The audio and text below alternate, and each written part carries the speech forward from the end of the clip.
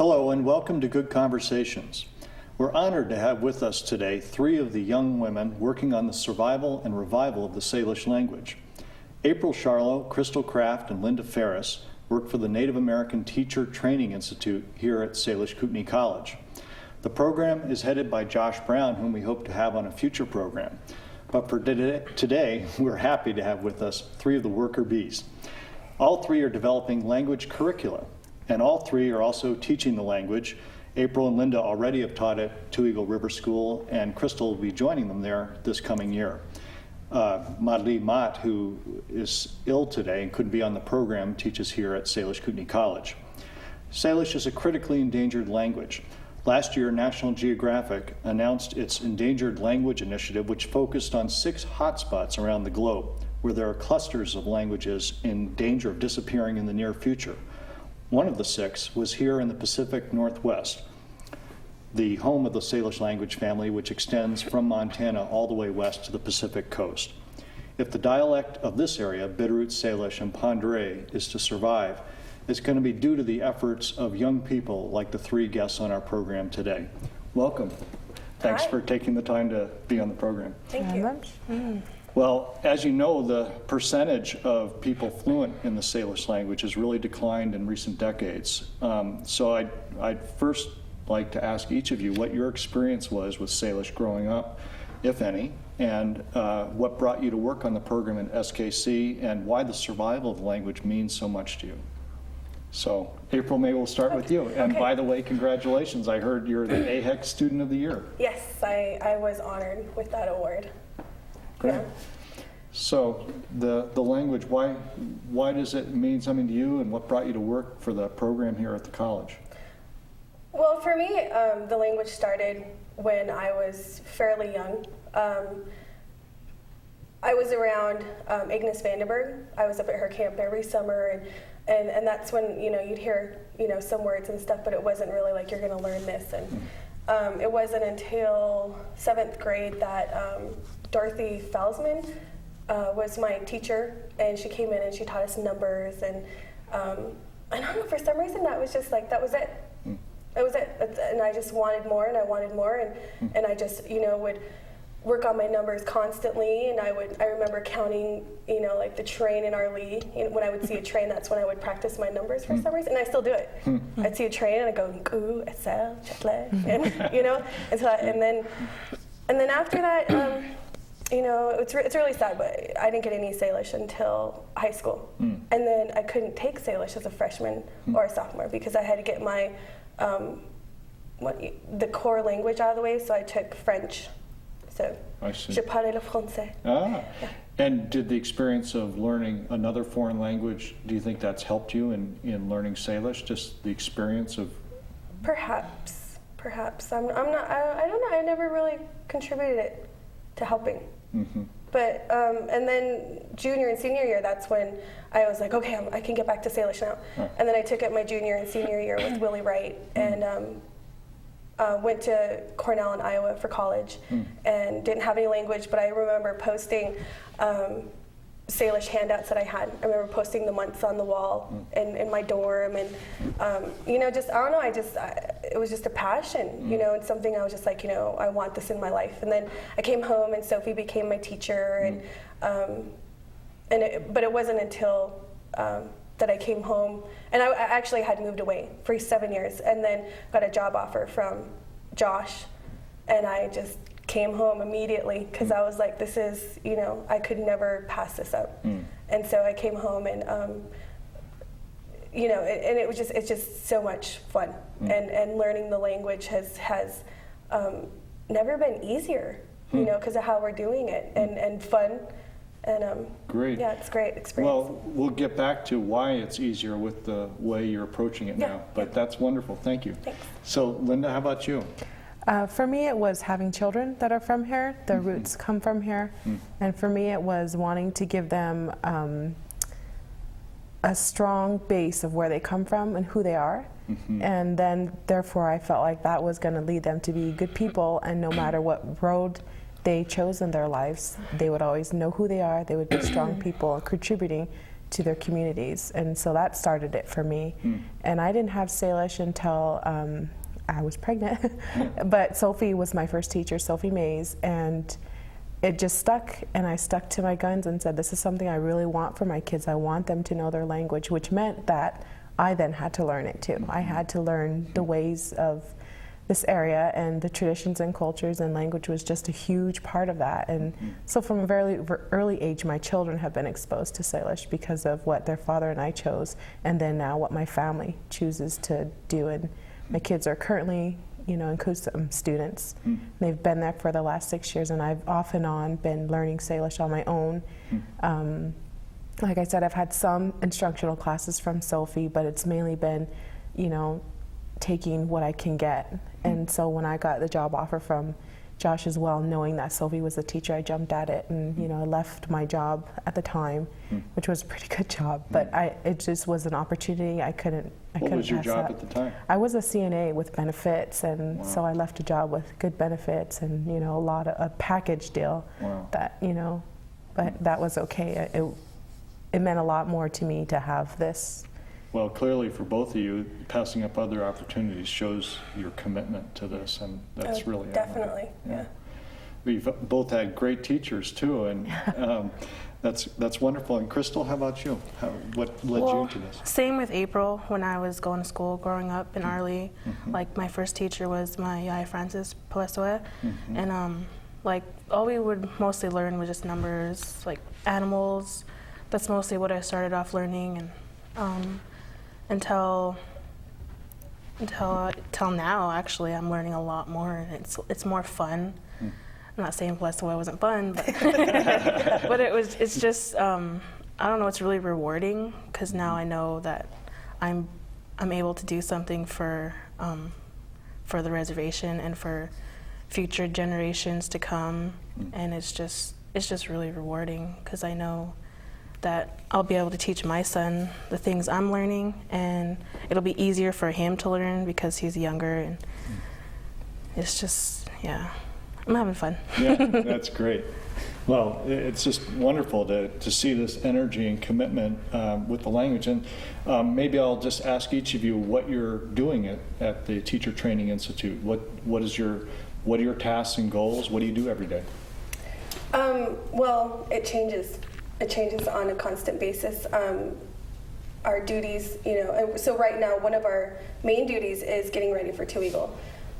Because this year we're starting the year with it being our classroom. So, you know, we've been going in and cleaning things out, you know, developing the curriculum that we want to use this year, utilizing our own curriculum, but, you know, making changes to what we want to do. And, you know, my duties have included, you know, developing our curriculum, editing a lot, rereading. Editing what? The curriculum that we've developed, you know, we started from scratch. We developed, you know, lesson plans. You know, looked online, and we thought, you know, this model fits, you know, what we'd like to see. And so, a lot of editing, a lot of rewriting, a lot of going back to the drawing board. And that was last show's, you know, the beginning of our program was, you know, it's like the first thing we need to do is we need to get a curriculum, you know.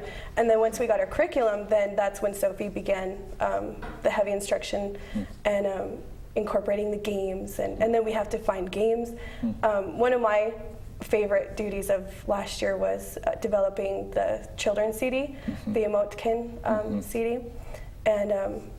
And so and developing the songs for the CD, that was by far the most exciting. Why? What made it so exciting? Well, I didn't realize what a musician I was, you know? And I was just like, I got these little jingles in my head, and I just put Salish to them. And you know, my first hit song, you know, was really exciting. And I'm like, really? You really like my song? You know, let's sing it, you know? And that was the greeting song, and then the call and response song that I hear the Nkusum kids sing so much that the teachers hate it. And so to me that's like good sign. That's a great sign. Yeah. Wonderful. And Linda, what kind of things are you working on? we work a lot in conjunction with one another. We really strive to, like April said, get our curriculum set, and Sophie's been wonderful in helping us with that. So duties include stuff like, you know, how are we going to teach this? And that's been a great experience teaching at Two Eagles, you know, helping us to see what works, what doesn't, and that's part of where April's saying editing comes in. Okay, that didn't work this year, we need to change this, and the kids were bored with this. They didn't respond to that, so we need to change it. So it's working on changing our curriculum in terms of fitting, you know, audiences. This summer we taught at the People Center, and we worked with adults, which was completely different. It was a lot of fun, I have to say. The Two Eagle students are fun as well. They're just different groups, and so you have to target your audience. And so it's interesting to see how our curriculum works with high school students and adults, and we've had a little bit of experience with children. We've experimented with some and Kusum students and seeing how it works with them as well. I mean, the older students, not so much the younger. But editing as far as, you know, catering to our audience, April touched on a little bit that we also come up with games that we can incorporate the Salish with, so it's not instruction where students are just sitting. They have to get up and say, you know, this is Salish. They have to, it's tangible. It's not a language that's just abstract. So we really try to incorporate songs, games, art. What else am I missing? No, that's great, and it sounds like it really helps that there's a number of you working together on it and helping bounce things off of each other and share your thoughts on what's working and what isn't. Well, what's amazing too is that, you know, we're such a fun group. You know, and we are. It's amazing. Very you know, complimenting too. We really complement each other, and you know, That's and a it's huge thing. Oh, you know, and it really helps too, especially if you're yeah. having a bad day. It's like, oh, I don't want to do nothing, but then they just pick you right back up, and they're just like, That's great. That's great. And so, Crystal, what kind of things? You've been there just a month? Yeah, well, my job right now is to help whatever these two women want. So, yeah, it's just my job to keep them happy. So far, she's She's doing very well. Does that mean copy and south? Yeah. Or does that mean action? Yeah. No, that's like painting my nails. Yeah. Back rubs, whatever. Peel me a grape. Yeah. Pick all the blue M&Ms out. Are there blue M&Ms? Right. Yes. Well, one thing I wonder about, though, with the developing of curriculum is that do you draw off of models that have worked with other languages? Yes. Tell me about that. In the beginning, we started looking at the Kalispel stuff, and we realized a lot of their processes.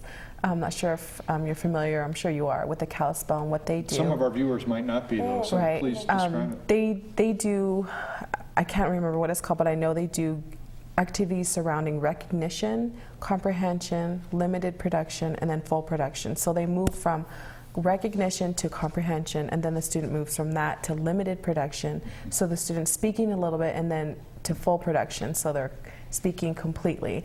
And so we modeled our curriculum heavily off of that, and then really tried to incorporate games, because we saw that that's what they were doing, and it worked well. And then we also saw that it worked really well with Two Eagle students, that they needed a lot of fun things. So modeling what we're doing is after the Kalispel. One thing we did come up with that we thought was unique was we added in learning how to say first person, second person, and third person, and then also future, past, and present tenses. So that wasn't in the Kalispel. No. I didn't look over the entire curriculum of Kalispel, but and we didn't have very heavy training on it, but we just took what we did know from the Kalispel and did what worked for us. And what made sense to us is that in conversation, you know, you will use all the tenses. You will use all persons, you know, and so that was one of the things that we decided would be really beneficial to our speaking, you know, enhancing our speaking ability. And so yeah, that was something that we had decided, and it's amazing. Right. I mean, it seems what I saw of I haven't seen as much of your material as I saw of the Cowspells, and I was really impressed with it. J.R. Bluff has been Right. working hard on it. I guess the program is led by Frances Kaluuya, and they had Sue Finley, Gloria's mother, as their main speaker until she passed away. And then I think they've been working with Johnny R. Lee. But it seems like a fabulous program itself, and I almost wondered, well, why not just make use of that here? I mean, just kind of put it into the classrooms. But you guys are developing other materials to put into the classrooms. Right. What is that? I mean, I'm just wondering if somebody not inside this work as much as you are would ask, well, is that just reinventing the wheel? Why not just use that stuff? And some of it, the Kalispell, we have the book, but there's a training that we weren't able to attend at the time. And so I think that was part of it. But also in our curriculum, we're adding in things like, you know, once we're finished with our curriculum, we want to say these are the games you will use. These are the songs you will use. This is the CD. So it's a complete package, which we got some of that from the Kalispell, but a lot of it we were had questions, so we just had to fill the questions ourselves with the answers. Yeah. Great. Well, time's flying. We're already at the halfway mark, so we're going to take a quick break for our viewers. We'll just be gone for 1 minute. Please don't go anywhere. We'll be right back. In February 2009, most television stations will convert to digital transmission and no longer provide analog service. Low-power translators and Class A stations are not required to cease analog broadcasts. For more information, call 275-4878. If you watch television on cable or satellite only, you need not do anything. If you watch free over-the-air TV, you may need a converter box if your TV set is not digital. Set-top converter box coupons worth $40 toward the purchase of these devices can be requested by calling 888-388-2009 or visiting www.dtv2009.gov. When purchasing a set-top box, be sure it has analog pass-through if you intend to watch analog and digital stations. These devices are listed on the dtv2009.gov website. Call 275-4878 if you need assistance or information. Go ahead. And welcome back to Good Conversations. We're continuing our conversation today with three young women working with the Native American Teacher Training Institute here at Salish Kootenai College. April Charlo, Linda Ferris, and Crystal Craft. And welcome again. Thank you. Thank you. Let me resume here by just asking who all is working with the Institute. I think we mentioned Josh Brown is the director. Sophie Mays, Supi, is the main fluent speaker. Who else is working with the program? Well, we've worked also, we work with Echo Brown and Madly Matt, Andrew Big Crane. Andrew Big Crane has been a summer youth student that we've really enjoyed having with us. He's brought a lot of energy, and he's just been really impressive this year. Also, who am I forgetting? Gina Rulier. Gina Rulier and Felicia Paul. Felicia Paul. And also, I guess we should mention that we've worked somewhat with Lucy Vandenberg and Alec Quickasu. They've, we've had to lean on them a few times too. That's great. One thing that's an interesting feature of the Institute is it's really dominated by women. Why is that? I don't know. I'm not sure. I don't know if it's the interest. I don't know. I don't know if we're the what is it called? Like the mothering, or I don't know. That certain cultural leadership. Maybe. But of course we encourage. We would love to have some men. We were working with Charlie Quickisu, so we did have, we had Josh and Charlie, and but yeah, it seems like they all go to Ngusim. You think it'd be a big draw for more guys to work there. You would think with all of us fabulous women working there, you would think they'd be knocking the door down.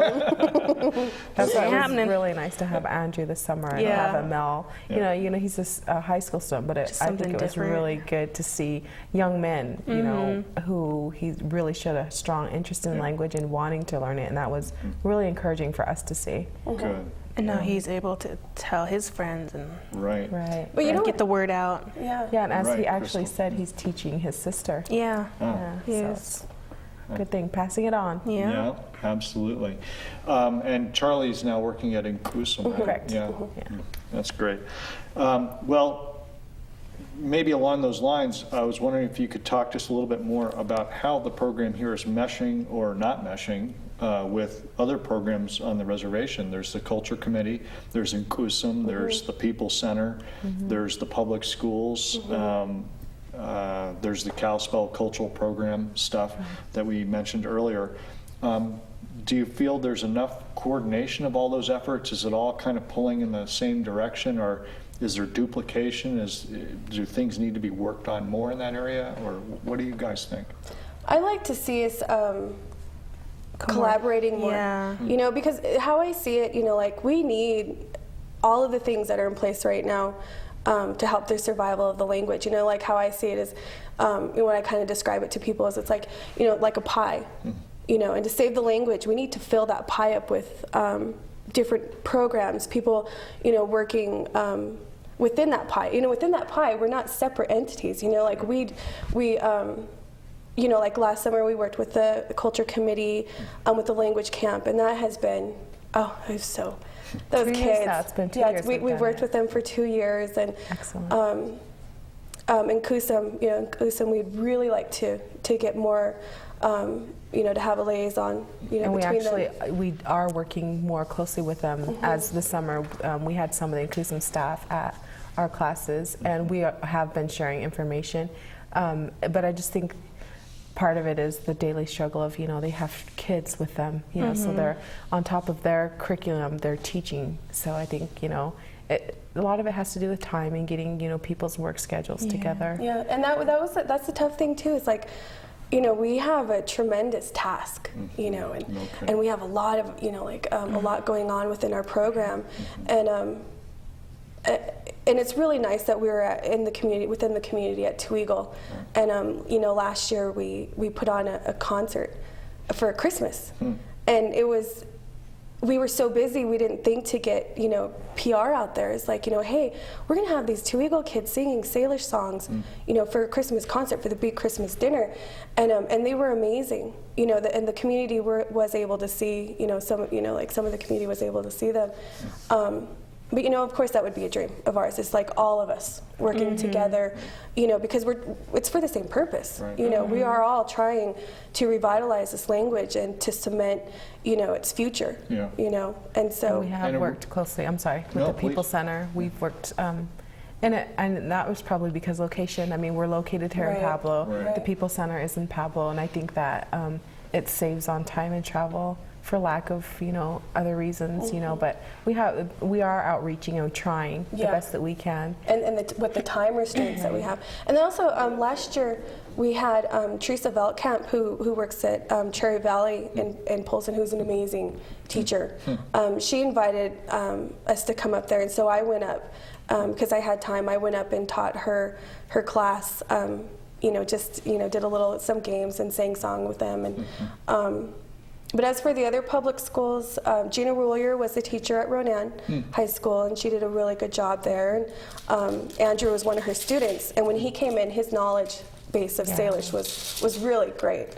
And as for other schools, you know, we would like to see more working with them. I went down to Arlee last year, and for one of my college classes, I was doing technology, and so what I did was I made a video of the SKC-TV song, including the students at Arlee, because they really got into this children's CD. And so, we would really like to, you know, if we had more time, it would be really nice to just really, God, get out there. But, if there was 20 of us, oh, we would be out there, but with just, how many we have now, it's tough. Well, there's a lot more now than there ever has been before in terms of working on the language reservation-wide. So it's an exciting moment, but it's better late than never. Well, that's the thing, Crystal. I mean, it's in some ways I'm especially admiring because it's a daunting task at this point. The language is really critically endangered. Yeah. Do you feel that yourself? Yeah. And I mean, one of the things that's a big challenge, I think, is that teaching in the schools can get students to a certain point, but you also need that immersion experience. And as we lose truly fluent elders, that becomes harder to get, doesn't it? So what do we do about that? Well, I think part of it, and that's why our program, we're so lucky. We do have that where Sophie is trying to do total immersion with us. And so she's slowly getting us to where we can do that in our classrooms. We're not quite there yet. We are still learning. We do have a lot of Salish under our belts. I mean, we're not by far fluent like she is, but we are striving really hard to add those things into our classrooms so that we are, and in our homes, so that way we are passing it down somewhat. And I guess just it takes learning. It takes people wanting to say and demanding that we need immersion. We need total immersion. And I think that sometimes that scares people, and I think we have, as people, we have a tendency to want to translate right away. And sometimes that comes in and it kind of breaks in the Salish. I mean, I strongly believe that a lot of us, we need total immersion. And that we just need to see more of it. And right now, there's only a few places where you can get that. And so we're strongly pushing for total immersion in our classes. And, we want that. And we want to get there as teachers as well. And so that's how we're trying to deal with, passing that on and being able to speak completely. I know, because if you think about it, like back in the day, they didn't say, what's this? Like, sewolk. And you don't say, yeah, that's water. Like, they didn't do that. It's like, why should you do it now? It's like you should just talk all in Salish, and if they'll catch on eventually. Like, that's how I think. Just point to the water and say Salish. Yeah, it's better like that. You don't say, because you know what it is. Right. If you're pointing to it, I mean, it just seems right.